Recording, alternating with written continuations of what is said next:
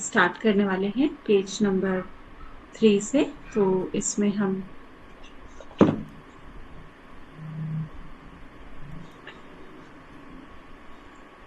भोजन का सेवन भोजन की आदतों से ही संबंधित है, जो यह तय करने में शक्तिशाली शक्ति है कि हम क्या खाते हैं और निर्धारित खान पान की आदतों के अनुसार ही हम खाते हैं। और सभी आदतों की तरह ये भी अच्छी या बुरी हो सकती है।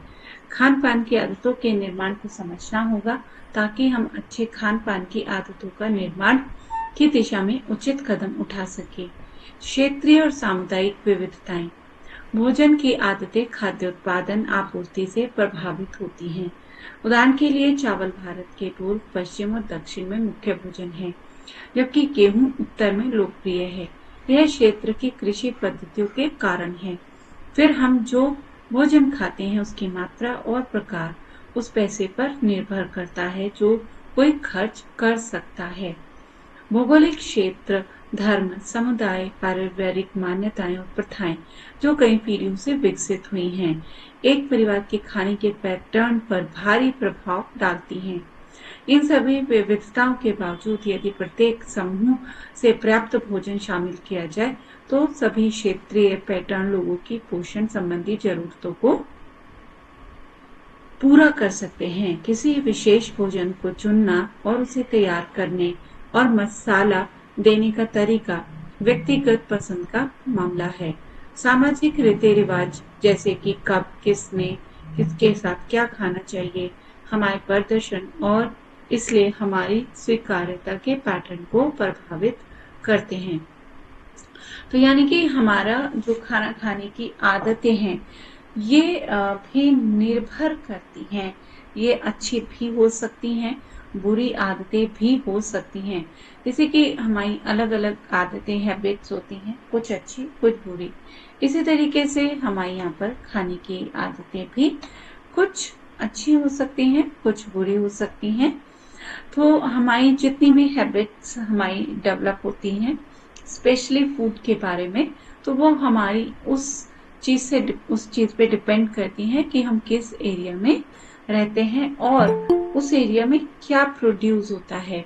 तो ज्यादातर हमारी जो डिशेस है या स्टेपल फूड भी आप कह सकते हैं, स्टेपल फूड यानी कि जो उस एरिया का एक तरीके से मुख्य भोजन होता है, तो वो भी उस एरिया में क्या चीज उगती है उसी के ऊपर निर्भर करता है।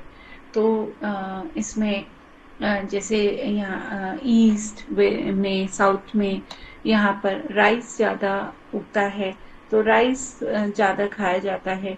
इसी तरीके से नॉर्थ में गेहूं ज्यादा उगता है तो इसलिए गेहूं से बनी हुई चीजें ज्यादा खाई जाती हैं।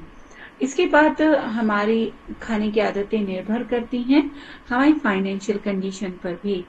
तो भौगोलिक कंडीशन पर भी डिपेंड करती है, हमारी जो है फाइनेंशियल कंडीशन पर भी डिपेंड करती हैं। हम आर्थिक रूप से कितने सक्षम हैं तो उस पर भी हमारी खाने की आदतें बदलती रह सकती हैं।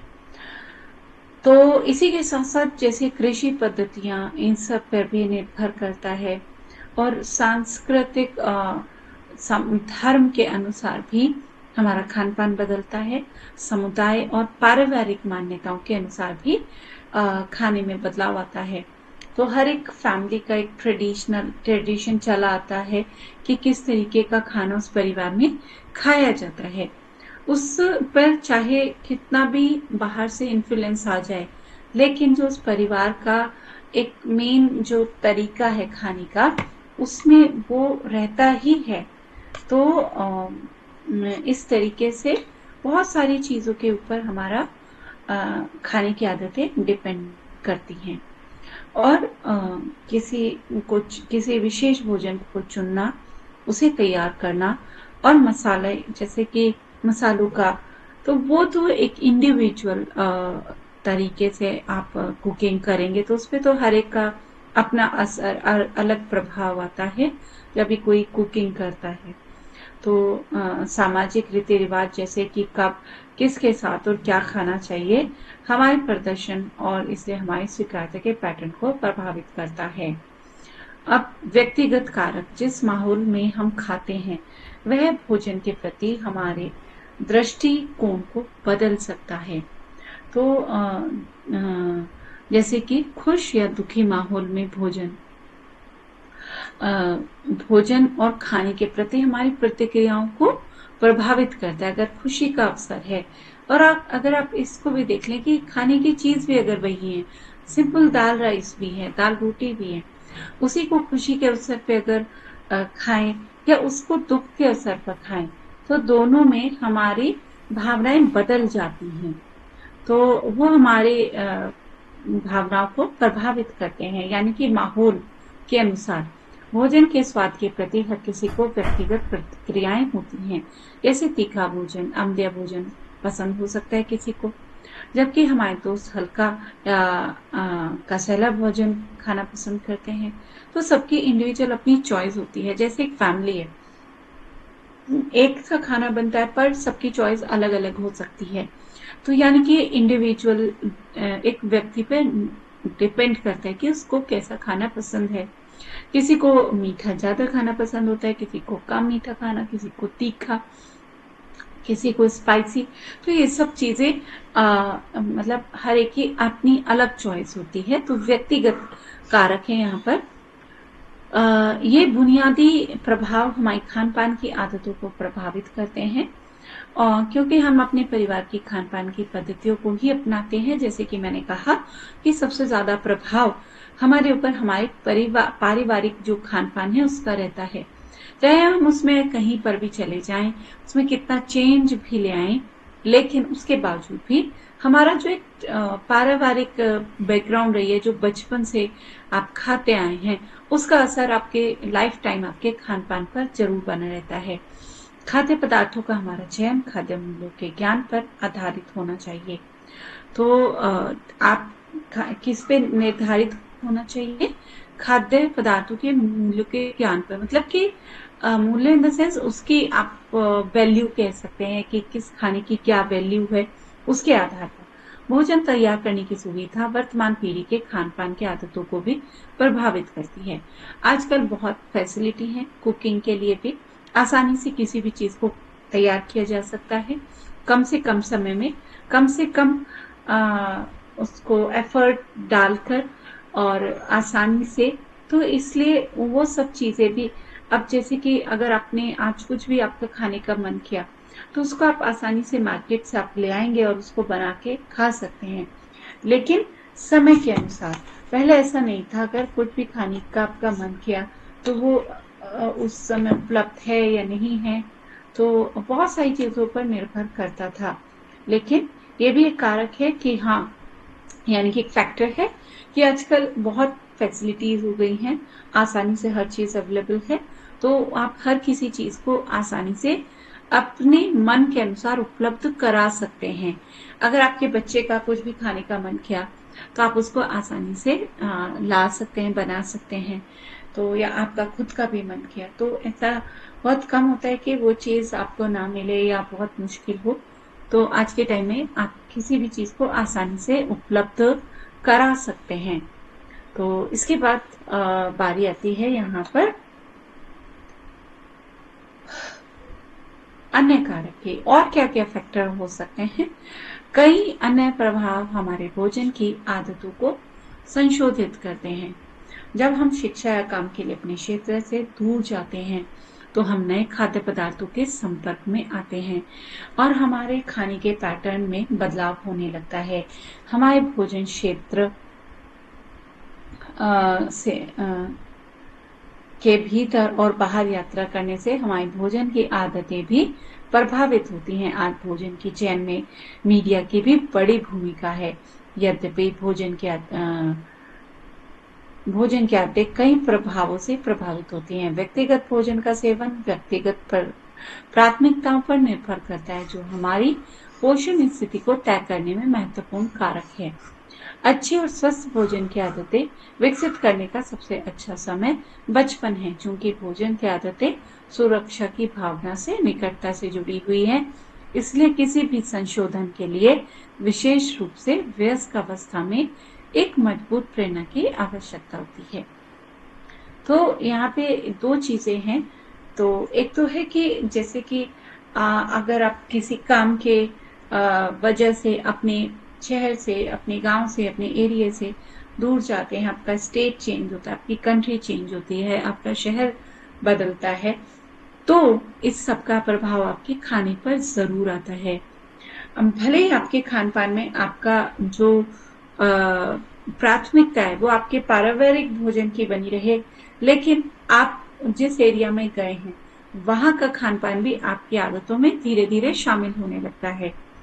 तो यानी कि इस जगह बदलने से भी आपके खान पान, ये भी एक फैक्टर है कि आपका अगर स्थान बदलता है तो स्थान के साथ साथ खान पान में बदलाव आपके जरूर आता है। इसके साथ साथ जो मीडिया है आजकल, जैसे कि मीडिया, सोशल मीडिया हो गया या अलग अलग प्लेटफॉर्म्स हुए, तो उन पर खाने के का बहुत ज्यादा जो है दिखाई जाती हैं चीजें, प्रमोशन होती हैं, चीजों को दिखाया जाता है, तो उससे भी हमारे खान पान की आदतों में बदलाव आता है। हम उन चीजों को अपने डाइट में धीरे धीरे शामिल करते हैं। उनमें अक्सर कुछ चीजें अच्छी भी होती हैं, कई बार कुछ चीजें हेल्दी नहीं भी होती हैं। तो हम हर तरीके की चीजों को कई बार ट्राई करते हैं और धीरे धीरे वे चीजें कहीं ना कहीं हमारे खान पान में, हमारी आदतों में शामिल होती चली जाती हैं। तो इसलिए आपके स्थान बदलने पर भी आपके खान पान में बदलाव आता है। मीडिया के थ्रू भी आपके डाइट में चेंजेस आते हैं। और अगर आप अपने जो हैबिट्स हैं तो वो कब बिल्ड कर देनी चाहिए, वो बचपन में ही। आप बचपन में अपने बच्चों को जैसा खिलाएंगे, लाइफ टाइम उनके खान पान में वो चीजें जरूर रहेंगी, बनी रहेंगी, चाहे वो कहीं भी जाएं, कहीं भी रहें। अगर आप बचपन में उनको हेल्दी खाना देंगे, घर का बना हुआ खाना देंगे, तो उनको घर का खाना अच्छा लगेगा। अगर आप उन्हें बचपन में बाहर की चीजें ज्यादा देंगे तो उनको वो आदत बनी रहेगी, उसको वो चाहे जितना भी कोशिश करें कम कर सकते हैं पर छोड़ नहीं पाएंगे। तो अगर आप एक अच्छी खाने की आदतें डेवलप करना चाहते हैं तो वो बचपन से ही हो जानी चाहिए। आप अगर बचपन में स्पाइसी खाना की आदतें डाल लेंगे तो आपको लाइफ टाइम स्पाइसी फूड ही अच्छा लगेगा। आप बचपन में अगर सिंपल फूड की आदत डालेंगे तो आपको वही अच्छा लगेगा। तो यानी कि एक सेट हो जाता है आपका पूरा माइंड, आपकी बॉडी, आपका डाइजेस्टिव सिस्टम, आपका मन, हर चीज उसी तरीके से खान पान के लिए तैयार हो जाता है। तो हम जानते हैं कि उम्र के साथ साथ ऊर्जा की आवश्यकता कम होती चली जाती है। इसलिए जैसे जैसे लोगों की उम्र बढ़ती है, ऊर्जा की खपत कम होने करने के लिए भोजन की आदतों में संशोधन की आवश्यकता होती है। जब हम अधिक वजन वाले वृद्ध लोगों को देखते हैं तो हम देख सकते हैं कि उन्होंने आवश्यक समायोजन नहीं किया। हम कई ऐसे लोगों को भी देखते हैं जिनका वजन अधिक नहीं होता, लेकिन वे ऐसे खाद्य पदार्थ खाते हैं जो कैलोरी के अलावा अन्य पोषक तत्वों की भी उनकी जरूरत को पूरा नहीं कर पाते। वैसे लोगों के लिए भी बदलाव की आवश्यकता को समझना मुश्किल है, क्योंकि अपना वजन बनाए रखते हैं और अपने खाने की आदतों के कारण खराब स्वास्थ्य के किसी भी लक्षण को नहीं जोड़ते। आमतौर पर कारण और प्रभाव आसानी से ध्यान में नहीं आते हैं।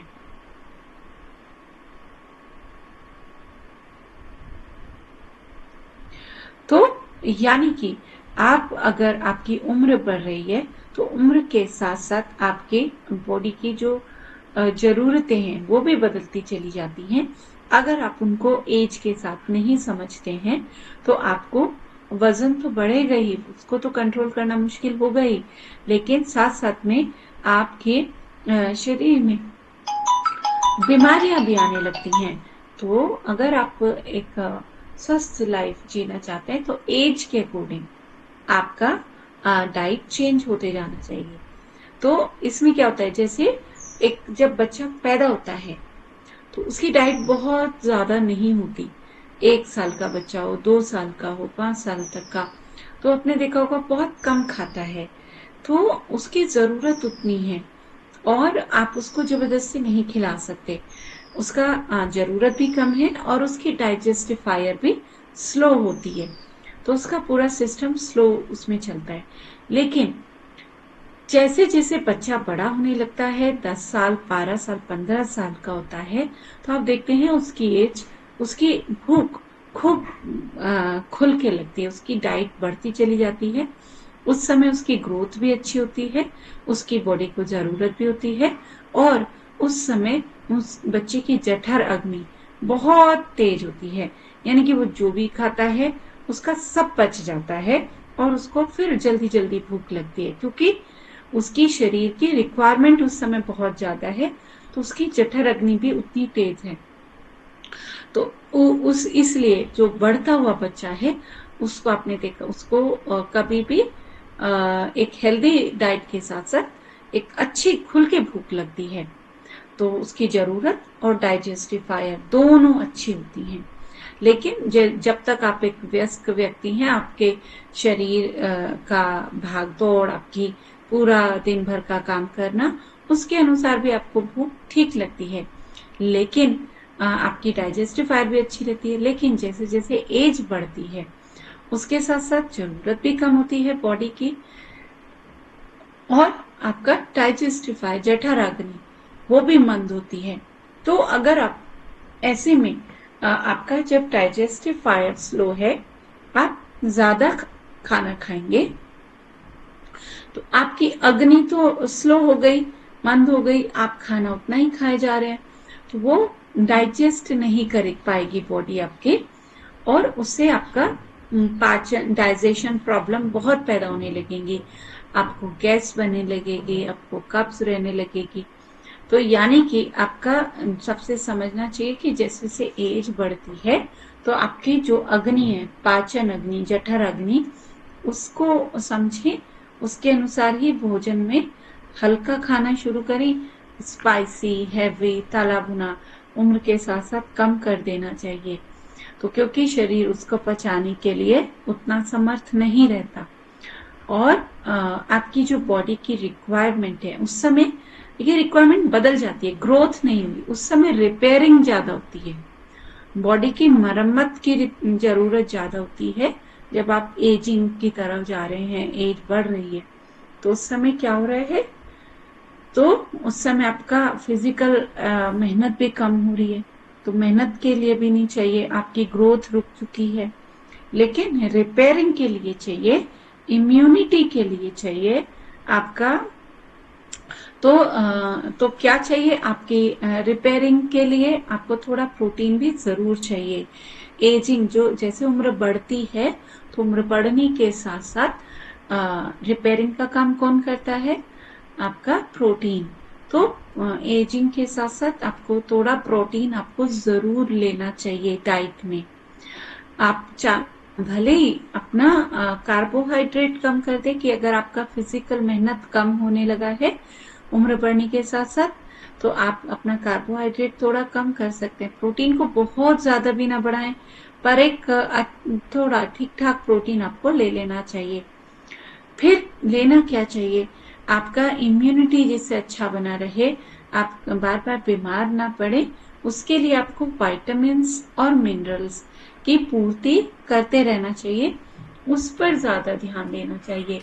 तो फल अच्छी मात्रा में खाएँ, फाइबर खाएँ, ये सब चीज़ों पर ज़्यादा ध्यान देना चाहिए। तो जैसे कि उम्र, जब आप एक ऐसी एज में जहाँ बहुत मेहनत का काम करना है, तो दिन भर दौड़ना है, भागना है बच्चे, तो उनको कार्बोहाइड्रेट यानी एनर्जी गिविंग फूड्स की ज़्यादा रिक्वायरमेंट होती है। तो एनर्जी गिविंग फूड्स में आपका जो है सिंपल कार्बोहाइड्रेट, कॉम्प्लेक्स दोनों आते हैं, जैसे ग्रेन्स, राइस, व्हीट एंड और जितने ग्रेन्स हैं, तो आपको उस समय तक इनको ज़रूर खाना चाहिए, जब तक आप दौड़ भाग रहे हैं, काम कर रहे हैं, तब तक की रिक्वायरमेंट। लेकिन अगर आपका फिजिकल मेहनत कम होती जा रही है एज बढ़ने पर, तो उसके साथ-साथ एनर्जी गिविंग फूड थोड़ा कम कर देना चाहिए। ओके,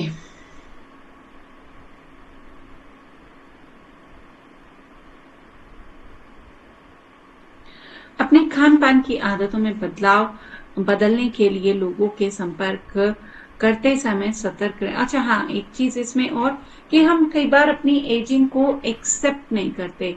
यानी कि कई बार आपने देखा होगा जैसे उम्र बढ़ती है तो हम कहते हैं कि हमारी बहुत भूख कम हो गई है, हमारी डाइट कम हो गई है। पहले तो हम इतना खाते थे, अभी तो हमें इतनी भूख। तो भूख कम होना एक नेचुरल प्रोसेस है। तो यानी कि आपकी बॉडी की रिक्वायरमेंट इतनी ही फूड की है, तो उतना ही लें, इतना ही लें।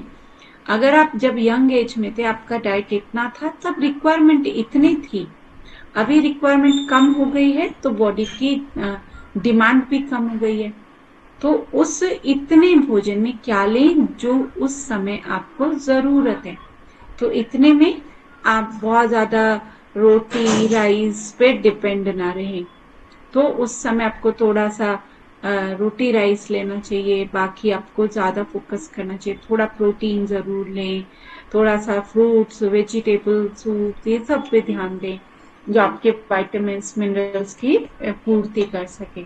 तो एजिंग को कैसे आपको लेके चलना है, इस चीज को समझना पड़ेगा। भोजन संबंधी गलत सूचनाएं। हम अपने समय और आय का एक बड़ा हिस्सा खाद्य पदार्थों को चुनने और खरीदने में खर्च करते हैं। खान पान की आदतों के अलावा हमारी पसंद खाद्य पदार्थों और उत्पादों के बारे में प्रचलित गलत धारणाओं से भी प्रभावित होती है। जैसे कैसे होती है प्रभावित? जैसे कि आजकल पिज्जा पास्ता और इस तरीके के जंक फूड्स का प्रमोशन किया जाता है काफी ज्यादा। तो वो हम सब जानते हैं कि हमारी हेल्थ के लिए अच्छे नहीं है, लेकिन फिर भी हम उनसे प्रभावित होते हैं और उनको कोई कम या ज्यादा अपने खान पान में शामिल कर ही लेते हैं। तो यानी कि हम कई बार जो है गलत प्रचलित धारणाओं से भी प्रभावित हो जाते हैं। हम बातचीत के माध्यम से, समाचार पत्रों से, पत्रिकाओं पुस्तक के माध्यम से खाद्य पदार्थों उनके पोषण संबंधी योगदान के बारे में विभिन्न विचारों से अवगत होते हैं। लोग खाद्य पदार्थ और पेय पदार्थों के बारे में विज्ञापन देखते हैं, सुनते हैं, इसलिए भोजन के बारे में उनके विचार अप्रत्यक्ष रूप से वे जो सुनते हैं देखते हैं उसे संशोधित होने लगते हैं। इंटरनेट टेलीविजन एंड अन्य मल्टीमीडिया स्रोत भी खान पान की आदतों को काफी हद तक प्रभावित करते हैं। अब जैसे कोल्ड ड्रिंक है, हम सभी जानते हैं कि उसके अंदर काफी मात्रा में शुगर होता है, प्रिजर्वेटिव्स होते हैं एंड बहुत सारी चीजें होती हैं। तो फिर भी यदा कदा हम उसको लेते हैं या बहुत से लोग तो उसके एडिक्ट होते हैं। तो यानी कि हम किससे प्रभावित हो रहे हैं? हम मीडिया से और जो इंटरनेट पर टीवी पर हम देखते हैं तो हमें लगता है कि नहीं ये हमारे डाइट का हिस्सा होने चाहिए। तो हम उनको कहीं ना कहीं और सब चीजों से उनको इतने अच्छे से प्रमोट किया जाता है, इतना सुंदर दिखाया जाता है। उनकी कई बार उनके न्यूट्रिशनल वैल्यू के बारे में भी गलत प्रचार प्रसार किया जाता है। जैसे कि ब्रेड है, ब्रेड क्या है? कंप्लीट शुगर है, उसके मतलब sugar in the sense pure simple carbohydrate है, जो कि ना ही उसके अंदर कोई फाइबर है ना उसके अंदर कोई न्यूट्रिशन है, कुछ भी नहीं है। प्योर एंड प्योर वो एक शुगर प्रोडक्ट है, बट हमारी डाइट में शामिल हो जाता है और उसको ऐसे बताया जाता है कि इसमें इतना फाइबर है, इसमें इतना ये है, इसमें इतना वो है, उसमें शुगर भी है, उसमें सॉल्ट भी है, उसमें प्रिजर्वेटिव भी हैं, उसमें बहुत सारी चीजें हैं। और उसकी अगर न्यूट्रिशन की बात की जाए तो वो 0% न्यूट्रिशन होता है ब्रेड के अंदर। बट फिर भी हर घर के खान पान का हिस्सा है ब्रेड। ब्राउन ब्रेड के रूप में ब्रेड को प्रमोट किया जाता है और आटे वाली ब्रेड के। तो यानी कि कहीं ना कहीं उसको वो हम पर ऐसे प्रसारित ऐसे दिखाया जाता है कि वो हम व्हाइट ब्रेड नहीं लेंगे, ब्राउन ब्रेड ले लेंगे, ब्राउन में तो और एक कलर और ऐड हो जाएगा। तो यानी कि हम सब चीजों से प्रभावित हो रहे हैं और उन चीजों को अपने खान पान का हिस्सा बना रहे हैं। ठीक है, तो जैसे चाय है, चाय का प्रमोशन होता है, चाय भी हमारे जीवन का हिस्सा बन गए, ब्रेड हमारे जीवन का हिस्सा बन गया है। इसी तरीके से सिर्फ किसके आधार पर उनको प्रमोशन किया गया, उनको उनका इतना एडवर्टाइजमेंट उनके, तो वो धीरे धीरे हमें पता भी नहीं चलती। न जाने से आज के टाइम में कितने सारे प्रोडक्ट हैं, खाने की चीजें हैं, जो धीरे धीरे धीरे धीरे धीरे धीरे हमारे खान पान का हिस्सा बनते चले गए। और वो इतनी मतलब कि क्या है कि वो मतलब कि उनको निकालना अपने खान पान से बहुत मुश्किल हो जाता है फिर। तो जैसे यहाँ पर भी बताया गया है, अनाज और अनाज के उत्पाद, यह गलत धारणा है कि स्टार्च युक्त खाद्य पदार्थ जैसे चावल, ब्रेड में कैलोरी अधिक होती है। कोई आहार विशेषज्ञ अपने आहार से अनाज कम कर देते हैं या हटा देते हैं। हमें यह याद दिलाने की जरूरत है कि बुनियादी अनाज सादी ब्रेड या चपाती, यहाँ पे ब्रेड का मतलब ब्रेड से नहीं है, यहाँ पे ब्रेड का तात्पर्य है रोटी से। ठीक है, तो यहाँ पर आप अगर ब्रेड और रोटी को में चुनना हो तो आप रोटी को अगर चुनेंगे तो ज्यादा अच्छा ऑप्शन रहेगा। और ब्रेड कंप्लीट एक कैलोरी फूड है, उसमें कैलोरीज के अलावा और कुछ भी नहीं होता, तो ये आपको समझना चाहिए। जैसे कि मैंने आपको बताया कि यहाँ पे कहा गया कि कंप्लीटली इन्हें अपनी डाइट से हटाना भी नहीं चाहिए। मैंने अभी आपको क्या कहा था कि अपनी रिक्वायरमेंट के अकॉर्डिंग इनकी मात्रा कम या ज्यादा कर देनी चाहिए एनर्जी गिविंग फूड की। एनर्जी गिविंग फूड जैसे व्हीट, राइस, बट हटाना नहीं चाहिए। आपको एनर्जी कहाँ से मिलेगी फिर? एनर्जी देने वाली चीजें तो यही है ना। आप अपनी जरूरत को समझ के उनकी मात्रा को डिसाइड करें। ठीक है, उनको हटाने की जरूरत नहीं है। हटाओगे तो क्या होगा?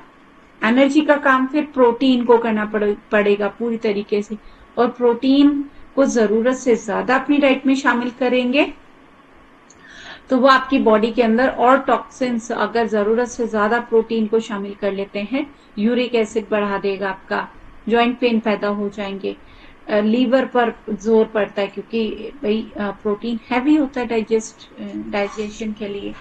तो अगर आप हद से ज्यादा प्रोटीन खाएंगे तो वो भी आपके लिए नुकसानदायक है।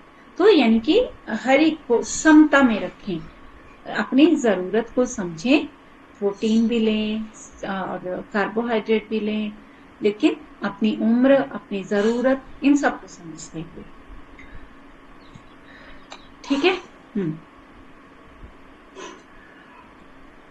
कैलोरी उन खाद्य पदार्थों से आती है जो वे जोड़ते हैं, जैसे कि घी, मक्खन, पनीर, जैम, चीनी, तेल, चीनी आदि। यह अतिरिक्त कैलोरी वाले खाद्य पदार्थ हैं, हमें उन्हें छोड़ देना चाहिए, न कि ब्रेड और अनाज को। एक और गलतफहमी यह है कि चावल की जगह रोटी या चपाती खाने से वजन कम होता है। दरअसल चावल और गेहूं दोनों में लगभग समान मात्रा में कैलोरीज होती हैं। यह कुल कैलोरी सेवन है जिसे कम करने की आवश्यकता है, न कि किसी विशेष भोजन से। तो वही जो बात मैंने आपको बताई, तो इनको किसी भी चीज को हटाने की जरूरत नहीं होती, इसको समता में अपने अनुसार कितनी मात्रा आपके लिए उपयुक्त है उतनी मात्रा में लेना सही रहता है। ठीक है, हमने देखा है कि बहुत से लोग अपनी कैलोरी सेवन को कम करने के लिए चाय या कॉफी में चीनी कम कर देते हैं, लेकिन चाय या कॉफी के साथ परोसे जाने वाले बिस्किट, केक या स्नैक्स को नहीं छोड़ते हैं। वे जो 1 चम्मच की चीनी छोड़ते हैं उसे केवल 20 कैलोरी होती है, और जो स्नैक्स खाते हैं उसमें 50 से 100 कैलोरी शामिल हो सकती हैं। इसलिए उनमें चीनी की तुलना में 2 से 5 गुना अधिक कैलोरी होती है। तो ये बात अब आप समझ गए कि चाय के साथ आप जो मार्केट वाले स्नैक्स लेते हैं, जैसे कि बिस्किट, केक, रस्क और कोई भी snacks, even sugar free biscuits भी अगर आप लेते हैं तो भी उनमें शुगर की मात्रा फिर भी अधिक होती है। तो अगर आप इसे, तो अगर थोड़ी थोड़ी मात्रा में चीनी अगर लेते रहें तो आपको कोई भी चीज छोड़ने की जरूरत नहीं पड़ेगी। लेकिन अगर आप इतना एक्सेस में कोई भी चीज लेते हैं तो आप फिर उसको पूरी तरीके से लाइफ टाइम छोड़ना आपको पड़ेगा। तो यहाँ पर समझने की जरूरत यह है कि आपको किस तरीके से उन चीजों को बैलेंस करना है। वसा और तेल सभी वनस्पति तेलों जैसे नारियल और जैतून के तेल को छोड़कर में उच्च मात्रा में ट्यूफा यानी कि पॉली अनसैचुरेटेड फैटी एसिड होता है। यह समझना महत्वपूर्ण है कि वनस्पति तेलों में कोई कोलेस्ट्रॉल नहीं होता है। यह कहना कि वनस्पति तेल एक विशेष ब्रांड में कोई कोलेस्ट्रॉल नहीं होता, उसका उद्देश्य है यह सोचने के लिए गुमराह करना कि अन्य ब्रांड के वनस्पति तेल में कोलेस्ट्रॉल होता है। वसा के तेल की प्रकृति असंतृप्त या सैचुरेटेड फैटी एसिड कोलेस्ट्रॉल को उनके कैलोरी मूल्य के साथ भ्रमित नहीं किया जाना चाहिए। हम जानते हैं कि सभी तेल, घी और वनस्पति समान कैलोरी यानी कि प्रति ग्राम जो है 9 कैलोरी प्रदान करती है। इसलिए हम ऐसा एहसास होता है कि जब हम ऐसे तेल का विज्ञापन आता है तो इसमें कम या कम कैलोरीज होती हैं। तो यानी कि यहाँ पर बात की गई है ऑयल की। तो यहाँ पे पहले तो ये समझना होगा, आपने वर्ड सुने होंगे सैचुरेटेड एंड अनसैचुरेटेड। तो सैचुरेटेड में क्या होता है कि आपके जो बोन्स हैं, जो उनके बीच के जो बोन्स होते हैं कार्बन के, बहुत ही स्ट्रॉन्ग होते हैं, सैचुरेटेड। तो उनको तोड़ना बहुत मुश्किल होता है। लेकिन अनसैचुरेटेड के जो बॉन्ड होते हैं वो थोड़ा वीक बोन्स होते हैं, इजिली ब्रेक हो जाते हैं। ठीक है, तो इसीलिए आपने देखा होगा कि कहा जाता है कि अनसैचुरेटेड फैट लेना चाहिए, यानी कि जिसका इजिली ब्रेक डाउन हो सके।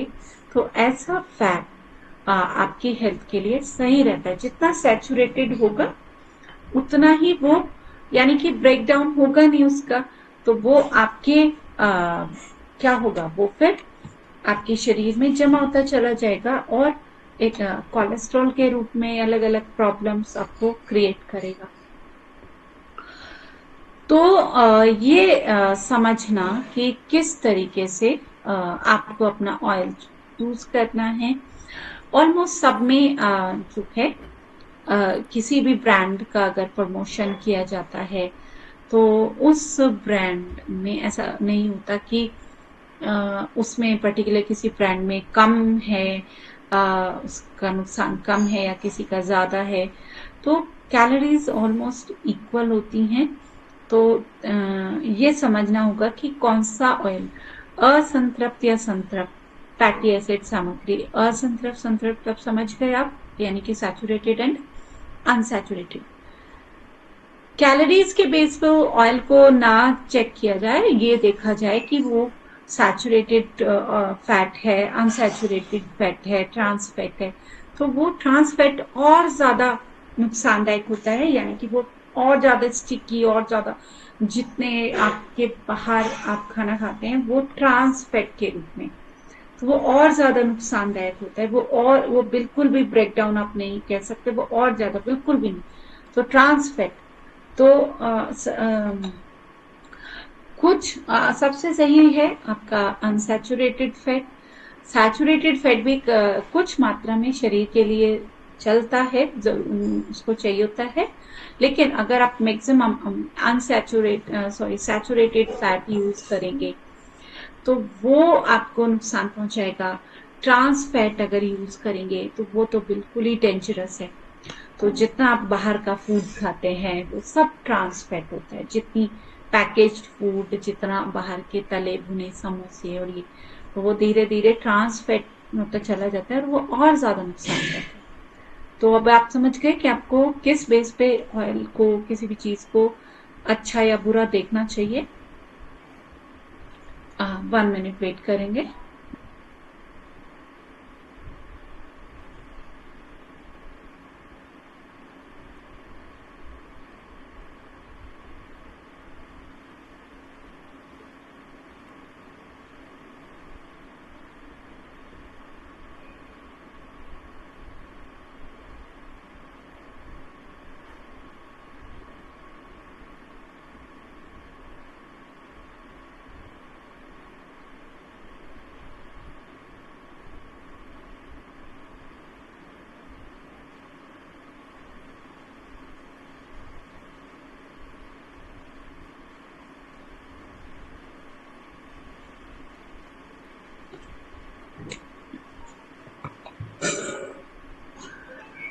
ओके। आ, अन्य खाद्य पदार्थ और खाद्य उत्पाद दूध छुड़ाने वाले खाद्य पदार्थों को डॉक्टर सुझाते हैं या विकास करने के लिए अधिक पौष्टिक भोजन के रूप में विज्ञापित किया जाता है। सच तो यह है कि इन उत्पादों को भी कुछ खास नहीं है। इनमें से अधिकांश हमारे घर पर उपयोग किए जाने वाले अनाज से बने होते हैं, जिनमें कुछ दूध पाउडर, चीनी, खनिज और विटामिन मिलाते हैं। बिस्किट के कुछ ब्रांड दावा करते हैं कि बच्चों के लिए सबसे अच्छा भोजन है। दरअसल ज्यादातर बिस्किट मैदे से बनाए जाते हैं, जिसमें अलग अलग मात्रा में वसा, चीनी मिलाई जाती है। इस प्रकार बिस्किट में बहुत अधिक कैलोरीज उत्पादों का एक अन्य समूह जिसकी वकालत की गई है। ये विभिन्न प्रकार के सिंथेटिक पेय और कार्बोनेटेड पेय पदार्थ हैं। इनमें केवल चीनी, स्वाद, रंग और अम्ल होते हैं। तो यानी कि हर चीज का प्रमोशन इतनी बड़े लेवल पर किया जाता है कि वो हमें कहीं ना कहीं भ्रमित कर देते हैं चीजें। जैसे कोई ब्रांड अपने बिस्किट का प्रमोशन करता है कि ये बच्चों के लिए बहुत अच्छी चीज है और आप उनको रिप्लेस कर सकते हैं इस चीज से, या किसी भी खाने की चीज को बिस्किट से रिप्लेस कर दें, रोटी को भी या दूध को इससे कर दें। तो वो सब प्रमोशन है। तो इस अब जैसे कुछ बिस्किट्स हैं तो वो किससे बनते हैं? मैदा से बनते हैं। तो मैदा क्या है? रिफाइंड प्रोडक्ट है, प्योर स्टार्च, यानी कि मैदे में कोई न्यूट्रिशन नहीं होता, कोई पोषक तत्व नहीं होते। अब उसमें जब आप बिस्किट बनेगा मार्केट में तो उसमें चीनी भी जाएगी, सॉल्ट भी जाएगा, प्रिजर्वेटिव जाएंगे, एडिटिव्स जाएंगे, कलर जाएंगे और न जाने क्या क्या जाएगा। तो इस तरीके से आप उन चीजों को से हम कहीं ना कहीं प्रभावित हो जाते हैं। तो कुछ ब्रांड दावा करते हैं कि बच्चों का बच्चों के सबसे अच्छा भोजन है बिस्किट। दरअसल ज्यादातर बिस्किट किससे बनते हैं? इससे उसमें फैट होता है, शुगर होती है, और बच्चों को बहुत ज्यादा मात्रा में शुगर आजकल दिया जाता है, चाहे वो चॉकलेट्स के रूप में हो और बाहर के किसी भी उनको मार्केट का कोई भी चीज लाके देंगे तो उसमें आप उनको प्योर शुगर सर्व कर रहे हैं, उन्हें प्योर शुगर दे रहे हैं। तो प्यार के रूप में आप उन्हें सिर्फ एक बीमारियों का वो दिए जा रहे हैं, मतलब एक घर बनाए जा रहे हैं। तो उससे क्या हो रहा है? एक तो बच्चों की इम्यूनिटी वीक होती जा रही है बचपन में, तो उनको धीरे धीरे टॉफी, चॉकलेट की आदत डाल दी जाती है, ब्रेड्स की आदत डाल दी जाती है, और पिज्जा, पास्ता, इस तरीके के फूड्स की आदत डाल दी जाती है, मैगी, इस तरीके की चीजें। तो उससे क्या हो रहा है? उनकी बॉडी कोल्ड ड्रिंक्स या अलग अलग ड्रिंक्स, तो उससे उनके अंदर शुगर की इतनी ज्यादा मात्रा जा रही है इतनी कम एज में। तो उससे एक तो मोटापा बढ़ रहा है और इम्यूनिटी वीक हो रही है, और बहुत कम एज में डायबिटीज जैसी प्रॉब्लम्स आ रही हैं, cholesterol, heart problem, liver problem, digestion problem, constipation. तो ये इसीलिए क्योंकि इतनी कम एज में ही उनको गलत चीजें जब दी जाती हैं तो और धीरे धीरे उनको फिर एडिक्शन हो जाता है, वो चीजें वे छोड़ नहीं पाते। अब अगर आपने उनको 2-3 साल कोई चीजें बिस्किट्स के रूप में, किसी भी चीज के रूप में उनको आदत डाल दी है, फिर उसको छुड़ाना बहुत मुश्किल हो जाता है। तो इससे अच्छा है कि उनको आदत ही आइसक्रीम, तो यानी कि कोई भी आप नाम लें,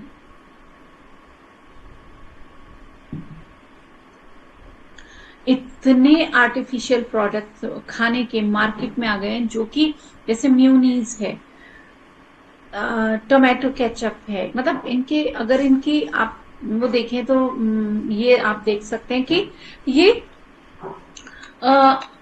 मतलब क्या है? आप प्योर एक केमिकल सर्व कर रहे हैं अपने आप को भी, अपने बच्चों को भी।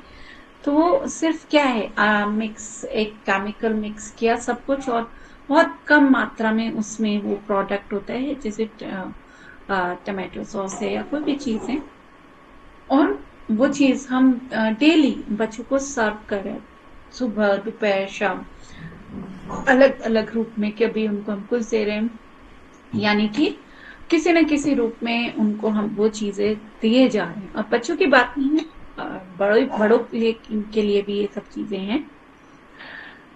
तो चाय भी पीनी है तो उसके साथ भी इसको स्नैक्स चाहिए, है ना। तो यानी कि हर जगह वो, आप एक बार किसी मार्केट में चले जाएं, किसी स्टोर में चले जाएं, और एक बार आप ये देखें कि उसमें कितने ऐसे फूड हैं जो ओरिजिनल, मतलब वास्तव में फूड हैं, या ऐसे ड्रिंक्स की, ऐसे खाने की भरमार बढ़ती जा रही है जो कि सिर्फ आर्टिफिशियल फूड कह सकते हैं। आर्टिफिशियल फूड है जो कि वास्तव में कोई खाने की चीज है ही नहीं, और वो धीरे धीरे हमारे खाने का हिस्सा। अब जैसे बिस्किट है, ब्रेड है, उसमें तो अब फिर भी अब मैदा है या कुछ चीजें हैं, बट बहुत सारी चीजें ऐसी आ रही हैं जिसमें कुछ भी नहीं है, और वो फिर भी हमारे खाने का हिस्सा बनती जा रही है। जैसे मार्केट से आने वाली मेयोनीज, तो आप उसमें देखिए कि उसमें क्या है, कुछ भी नहीं है, फिर भी वो हमारे खाने का हिस्सा बन रहा है। तो यानी कि खाने के रूप में अब चीजों और एक नेक्स्ट लेवल पे आ गए हैं। यानी कि पहले तो खाने के में मिलावट चीजें शुरू, अब खाने की चीजें ही नई पैदा होने लगी हैं जो कि खाने में वास्तव में कुछ है भी नहीं, और वो हमारे खाने का हिस्सा बनती जा रही है। और बस हम उनके टेस्ट से प्रभावित हो जाते हैं, उनके प्रमोशन से प्रभावित हो जाते हैं, और हम उनको घर ले आते हैं, और वो हमारे धीरे धीरे हमारे खाने का हिस्सा बनते चले जाते हैं।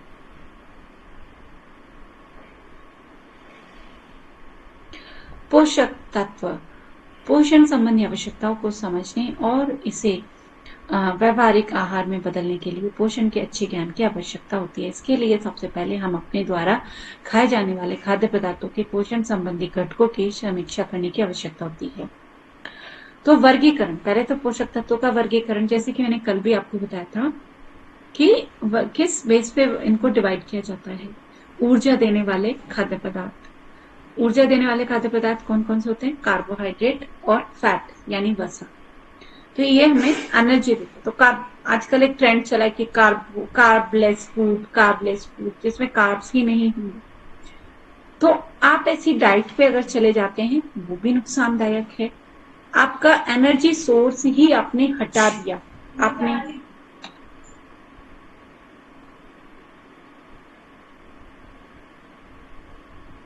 तो आपने एनर्जी सोर्स ही हटा दिया, तो वो भी गलत है। ठीक है। और शरीर का निर्माण करने वाला, शरीर की ग्रोथ और रिपेयरिंग, यहाँ पे इस एक वर्ड और जोड़ लेंगे। प्रोटीन का काम ग्रोथ का तो है ही, साथ साथ में रिपेयरिंग का काम, ये जो मरम्मत चलती है, तो शरीर का निर्माण और रिपेयरिंग। फिर तीसरा आता है सुरक्षात्मक और नियामक खाद्य पदार्थ, जिसमें आपके वाइटामिन, मिनरल्स और खाद्य पदार्थ आते हैं। तो यानी कि ये आपके क्लासिफिकेशन हुआ आपके जो पोषक तत्व हैं उनका। अब इनके ऊपर पोषक तत्व के प्रकार, जिन खाद्य पदार्थों को हम भोग करते हैं वे निम्नलिखित पोषण संबंधी महत्वपूर्ण घटकों की अलग अलग मात्रा से बनते हैं, जैसे कि कार्बोहाइड्रेट, प्रोटीन, लिपिड, पानी, खनिज, vitamin, fibre, phytochemicals and antioxidants, विषहरण एजेंट। तो ये सारी चीजें मिलकर हमारे खाने का हिस्सा होनी चाहिए। यदि इन पोषक तत्वों को प्रतिदिन आवश्यक मात्रा और अनुपात में सेवन किया जाए तो संभावना है कि हम अच्छा स्वास्थ्य बनाए रखेंगे। हमारे खाने में कार्बोहाइड्रेट भी होना चाहिए, प्रोटीन भी, लिपिड भी, पानी भी, खनिज भी, विटामिन, फाइबर, एंटीऑक्सीडेंट, सब कुछ होने चाहिए। बैलेंस्ड, इसी को बैलेंस्ड डाइट या बैलेंस्ड फूड कहा जाता है। आप इनमें से किसी भी एक चीज को अगर हटा देंगे तो वो बैलेंस डाइट नहीं रहेगी। वेट लॉस की वजह से अधिकतर लोग कार्बोहाइड्रेट हटा देते हैं, तो वो भी गलत। उससे क्या होता है, शॉर्ट टर्म में देखेंगे तो उनको वेट लॉस हो जाएगा, लेकिन लॉन्ग टर्म में उनके अंदर मसल्स वीकनेस आने लगती है, उनके शरीर की ताकत कम होने लगती है, स्ट्रेंथ चली जाती है, काम करने की ताकत ही नहीं बचती। तो लॉन्ग टर्म में वो काफी नुकसानदायक होता है।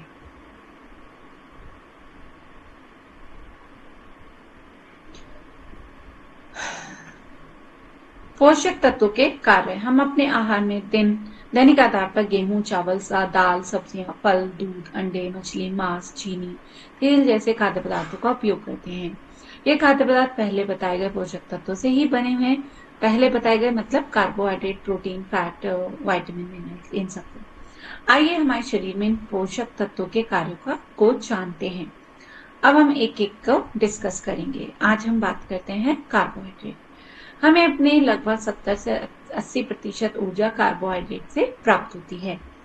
खाद्य पदार्थों की ऊर्जा सामग्री कैलोरीज में व्यक्त की जाती है। 1 ग्राम कार्बोहाइड्रेट से 4 कैलोरीज मिलती हैं। यदि हम अपने शरीर की आवश्यकता से अधिक मात्रा में लेते हैं तो अप्रयुक्त भाग मांसपेशियों में ग्लाइकोजन के रूप में जमा हो जाता है।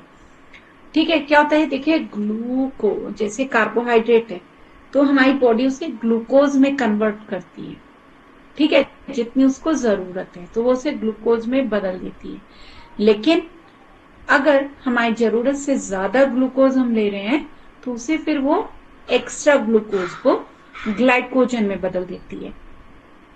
और ग्लाइकोजन को मतलब वो एक स्टोर फैट मतलब कार्बोहाइड्रेट के रूप में कि ये एक्स्ट्रा आ गया भाई ग्लूकोज, अब इसको हम ग्लाइकोजन के रूप में बदल देते हैं और इसे स्टोर कर देते हैं। अब ग्लाइकोजन के रूप में स्टोर कहाँ होता है? आपके लीवर में स्टोर हो जाएगा और आपकी मसल्स में। ठीक है, तो यहाँ पे सिर्फ मसल्स का नाम बताया गया है, लेकिन आपके लीवर में भी स्टोर होता है। मेन स्टोरेज आपके लीवर एंड मसल्स में होती है, जमा हो जाता है और या वसा के रूप में परिवर्तित हो जाता है। फिर अब जैसे आप फास्टिंग पे हैं तो क्या करता है, आपने खाना नहीं खाया तो वो जो स्टोर ग्लाइकोजन हमारे अंदर स्टोर है तो बॉडी फिर उस स्टोरेज में से ग्लाइकोजन को लेती है कि भाई स्टोर है, कोई बात नहीं, नहीं खाना खाया तो कोई बात नहीं, ये ग्लाइकोजन है हमारे पास काम चलाने के लिए। तो वो ग्लाइकोजन को वापस निकालती है अपने स्टोर में से और फिर उसे फिर वापस ग्लूकोज में बदलती है, क्योंकि बॉडी तो ग्लूकोज के रूप में यूज करेगी उसको। तो फिर वापस ग्लाइकोजन को ग्लूकोज के रूप में बदल लेती है, फिर शरीर उसको यूज करता है। तो यानी कि आपकी स्टोरेज भी कम हो गई, फिर से स्पेस बन गया, ठीक है, ग्लाइकोजन के लिए। और क्योंकि आप तो कंटिन्यू खाएंगे 3 टाइम खाना, एक्स्ट्रा ग्लूकोज भी जाएगा। अब स्टोरेज के भी तो लिमिट है ना, चाहे मसल से लो, आपका लीवर हो, तो प्रॉब्लम कहाँ आती है? प्रॉब्लम तब आती है जब वो स्टोरेज कैपेसिटी भी फुल हो जाती है। उसके बाद वो कहाँ जाएगा? ठीक है, तो फिर वो फैट में बदलता है। फैट में बदलने लगता है तो हम मोटे होने लगते हैं। हम मोटे होने लगते हैं, हमारे उसे वो कोलेस्ट्रॉल में बदलता है, उसे वो शुगर के अंदर हमारे ब्लड में शुगर बढ़ने लगता है, कोलेस्ट्रॉल बढ़ने लगता है, फिर धीरे धीरे ब्लड प्रेशर बढ़ने लगता है, फिर धीरे धीरे आपका लीवर पर असर आता है, धीरे धीरे आपकी किडनी पर असर आता है, आपका कोलेस्ट्रॉल बढ़ेगा, हार्ट। तो यानी कि चेन कहाँ से शुरू हुई? ओवर ईटिंग से, आपके जरूरत से ज्यादा खाने से शुरू हुई। ठीक है, तो अब आप समझे प्रॉब्लम कहाँ है। कोलेस्ट्रॉल का ट्रीटमेंट किस ऐसे नहीं होगा कि आपने दवाइयां खानी बंद कर दी तो दवाइयां खा ली तो कोलेस्ट्रॉल कम कर। आप समझिए कोलेस्ट्रॉल क्यों आ रहा है? गलत तरीके के ऑयल यूज करने से, एक्स्ट्रा कार्बोहाइड्रेट। अब क्या होता है कि जैसे किसी को डायबिटीज डायग्नोज हो गया, वो क्या करते हैं, जो वो चीनी खा रहा था ना, फटाफट से चीनी बंद कर देते हैं। लेकिन उसका क्या, वो जो तीनों टाइम रोटी चावल जो खा रहे हैं वो ग्लूकोज तो फिर भी कन्वर्ट होते जा रहा है उसी में, फिर भी वो चेन तो कंटिन्यू है ना। तो आपका शुगर लेवल चीनी से, केवल चीनी छोड़ने से कंट्रोल तो नहीं होने वाला। आपका जिसको डायबिटीज होगा उसका कोलेस्ट्रॉल हाई होगा, क्योंकि शुगर मतलब ये चीज ऐसी है कि वो उसी चीज को, अगर आप क्या होता है आप बहुत हेल्दी ऑयल यूज कर रहे हैं, कोई गलत, फिर भी आपका कोलेस्ट्रॉल हाई होता है। क्यों? क्योंकि वो आपके ऑयल से नहीं आया कोलेस्ट्रॉल, वो आया है आपके शुगर से। शुगर बॉडी के अंदर जब एक्सेस में होती है तो वो अलग अलग रूप में जमा होने लगती है, कहीं वो कोलेस्ट्रॉल के रूप में जमा होगा, कहीं किसी रूप में। तो वो अपने रूप बदल बदल के फैट के रूप में, कोलेस्ट्रॉल के रूप में, हर एक प्रॉब्लम अलग अलग रूप में वो शरीर पे जमा होने लगते हैं। तो जब तक आप इन चीजों को नहीं समझेंगे, आप पूरी तरीके से अपनी किसी प्रॉब्लम को ठीक नहीं कर पाएंगे। तो आज का हम इतना ही, यानी कि कार्बोहाइड्रेट पर हैं अभी हम। कार्बोहाइड्रेट को कल कंप्लीट करेंगे नेक्स्ट क्लास में। और अगर अभी आप कोई क्वेश्चन है तो उसको आप पूछ लें। मैम नमस्ते। हाँ जी। ये सोयाबीन बोलते हैं मैम, भिगोकर खानी चाहिए या नहीं खानी चाहिए, जो सोयाबीन होती है, सोयाबीन के देखिए, बारे में। हाँ, सोयाबीन देखिए क्या है कि एक प्रोटीन का अच्छा सोर्स है, लेकिन आप की बॉडी को कितनी जरूरत है उस की, या किस रूप में। तो अगर आपकी बॉडी, आप एक प्रोटीन का अच्छा सोर्स यूज करना चाहते हैं सोयाबीन के रूप में, तो आप उसको यूज कर सकते हैं। सोक्ड सोयाबीन के लिए आप बात कर रहे हैं, उसकी मात्रा कम होनी चाहिए, ठीक है। बहुत ज्यादा मात्रा में आप उसको यूज नहीं करेंगे, तो बहुत ज्यादा मात्रा में यूज करने पर भी वो आपको प्रॉब्लम करेगा। आप सीमित मात्रा में, कम मात्रा में उसको यूज कर सकते हैं। Thank you ma'am.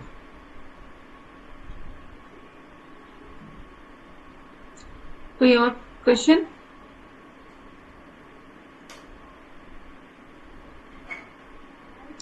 तो कोई अभी क्वेश्चन नहीं आया है, तो चलिए मैं ही पूछती हूँ अभी यहाँ पर। तो आज हमने क्लासिफिकेशन की बात की।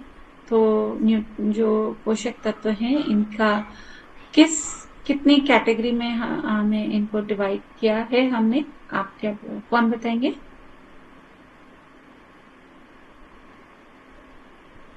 एक एनर्जी देने वाला फूड, एक ग्रोथ के लिए, और कार्ब और फैट भी किसलिए चाहिए। 3 क्लासिफिकेशन मुझे समझ में हाँ, आया। तो क्लासिफिकेशन क्या होगा?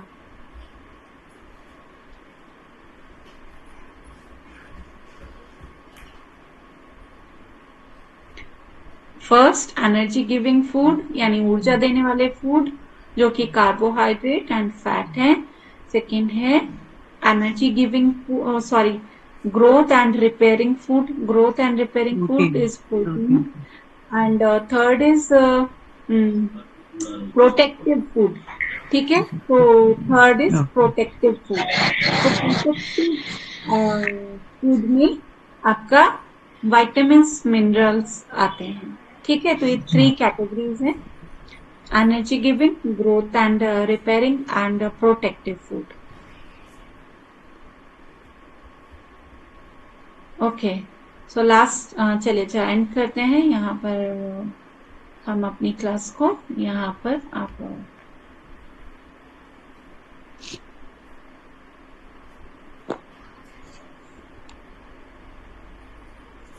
तो ओम और शांति के साथ हम दोनों हाथों को प्रेयर पोजीशन में ले आते हैं एंड ओम और शांति का उच्चारण करते हैं।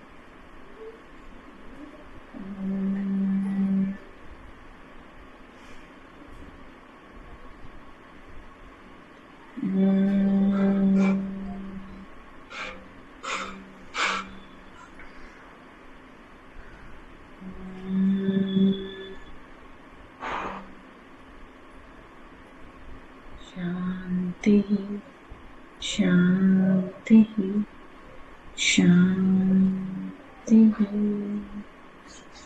दोनों हाथों को रखेंगे। तो देखिए, क्लास में जब भी आप पूरा क्लास